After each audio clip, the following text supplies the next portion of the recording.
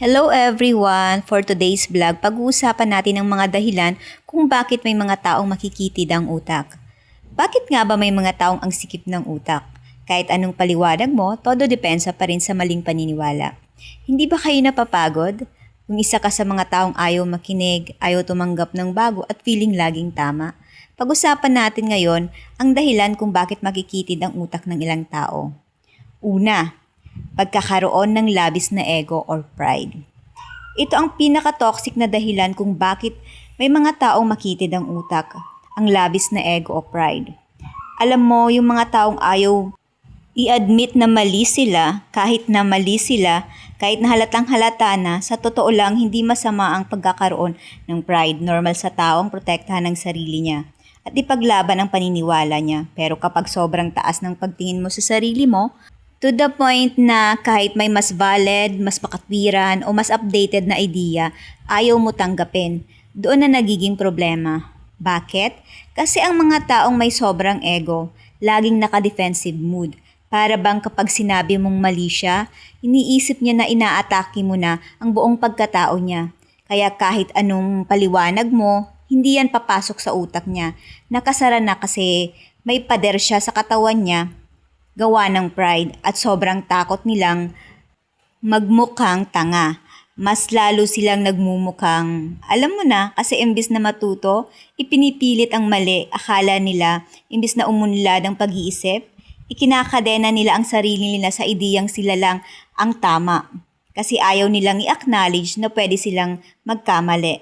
Let's be honest, paano lalawak ang utak mo kung hindi ka marunong tumanggap ng pagkakamali, lalo na sa panahon ngayon na mabilis ang daloy ng impormasyon at kailangan flexible at adaptable.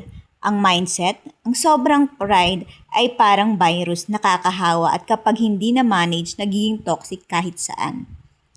Pangalawa, paniniwala sa maling informasyon at fake news. Bakit nga ba maraming naniniwala sa fake news? Simple lang, kasi madaling paniwalaan ang mga bagay na gusto mo paniwalaan. Kapag may mga headline na tumutugma sa mga bias mo, sa galit mo, share agad. Ang problema, ang ganitong behavior nagpapakain sa isang cycle ng kabobohan at kapag paulit-ulit mong pinapakain ng utak mo ng basura, basura din ang lalabas. Hindi mo na alam kung alin ang totoo kasi ang reference mo is yung memes na may nakasulat na quote na according sa sources. At dahil dito, nabubuo ang mga taong sobrang panatag sa mali nilang paniniwala para silang lumikha ng mga pareho sa sarili nilang pangmaliit na mundo. Gamitin natin ang critical thinking, ang kakayahang magtanong, magsuri at hindi agad-agad mag-react. Pero ang problema, maraming tao ang ayaw mag-effort. Mas madaling mag-react, madaling mag-scroll at maniwala kaysa mag-search o mag-fact check. Kapag hindi ka marunong sumala ng impormasyon, ikaw ay nagiging kasangkapan ng kasinungalingan. Pero wag nating i-romanticize, may responsibilidad pa rin ang bawat isa sa kung anong pinaniniwalaan nila. Number 3, kawalan ng empatya o pakiramdam sa iba. Ang kawalan ng empatya ay kadalasan ugat ng diskriminasyon at sobrang bias kasi hindi mo naiintindihan yung bakit ng ibang tao. Kaya hindi mo rin ma-validate ang karanasan nila. Ikaw lang ang valid sa mundo. E di, syempre makitid ang pananaw, sarado ang isip at madalas insensitive pa. Ito rin ang dahilan kung bakit mahirap kausapin ng ibang tao. Minsan, hindi dahil wala silang utak, kundi dahil hindi nila kayang makinig mula sa puso. Wala silang pakialam sa pinagdadaanan mo, sa pangangailangan mo, o sa mga dahilan o opinion mo. Gusto lang nilang ipilit yung kanila. Ang nakakalungkot, empatya ay ang pinaka-basic form ng intelligence. Hindi lang emotional intelligence, kundi pati moral intelligence. Pero marami ang hindi ito natutunan kasi minsan ang katalinuhan hindi nasusukat sa taas ng grado o galing magsalita, kundi sa simpleng tanong na ito. Kaya mo bang unawain ang ibang tao kahit iba sila sa'yo? Number 4, kawalan ng karanasan sa buhay. Ang karanasan sa buhay ay ang tunay na nagpapalawak ng utak ng tao. Dahil dyan mo nararanasan ang empathy, Diyan ka matututo magpakumbaba. Diyan mo maiintindihan na hindi lahat ng bagay ay black and white, na hindi lahat ng mahirap ay tamad, na hindi lahat ng tahimik ay mahina, at hindi lahat ng hindi mo naiintindihan ay mali. Ang kakulangan sa karanasan ay parang pagkabata ng isipan, parang inosente sa gulo ng mundo. Hindi masama pero delikado kapag ginamit mo ang kakulangan na iyon para manghusga, mambara o magsara ng utak. Kung gusto mo lumawak ang pag-iisip mo, hindi sapat ang pagbabasa lang, panonood ng content. Kailangan mo talagang lumusong sa buhay, pag-usap sa ibang tao, makarinig ng ibang kwento, mapaluhod sa pagsubok, mapaisip sa isang bagay na hindi mo naiintindihan. Kasi doon lumalawak ang utak, hindi sa pagiging palasigaw sa comment section, hindi sa pag-share ng mga quote na hindi mo naman naiintindihan, kundi sa tahimik at malalim na proseso ng pagkakatuto mula sa mismong buhay. Alam mo, yung mga taong never pa labas sa comfort zone, yung tipong malakas manghusga ng ibang tao, pero kung tutuusin, hindi pa nakaranas ng tunay na sakripisyo o tunay na banggaan na realidad. Ito yung tinatawag nating kulang sa karanasan sa buhay. And let's be clear, hindi ito insulto. This is a wake-up call. Kasi minsan, ang pagiging makitid ng utak ay hindi dahil sa bobo ang isang tao, kundi dahil wala pa siyang sapat na exposure sa mga bagay na nagpapalawak ng pag-unawa niya.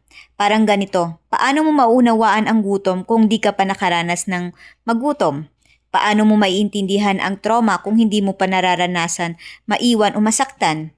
Kapag ang isang tao lumaki sa maayos na kapaligiran, walang gaanong problema, walang matinding struggle, may tendency na maging detached siya sa realidad ng ibang tao. Kaya kapag nakausap niya ang ibang tao, madalas niyang sabihin, bakit hindi ka na lang magsikap o kaya kasalanan mo yan eh. Hindi dahil masama siyang tao, kundi dahil limitado lang ang kanyang utak, iisa lang ang lente ng kanyang pananaw. Number 5, kakulangan sa edukasyon. Bakit nga ba nakakitid ng utak ang kakulangan sa edukasyon? Simple, kasi kapag kulang ka sa exposure sa iba't ibang ideya, kaalaman at karanasan, mas madali tayong tumatanggap ng kahit anong nakasanayan lang, hindi tayo natuturuan ng challenge ng maling paniniwala. Hindi natin natututunan magtanong ng tama ba to? O may mas mabuting paraan pa ba? At dahil doon, nananatili tayong bulag sa paniniwala at sa kulturang ito na ang nakasanayan.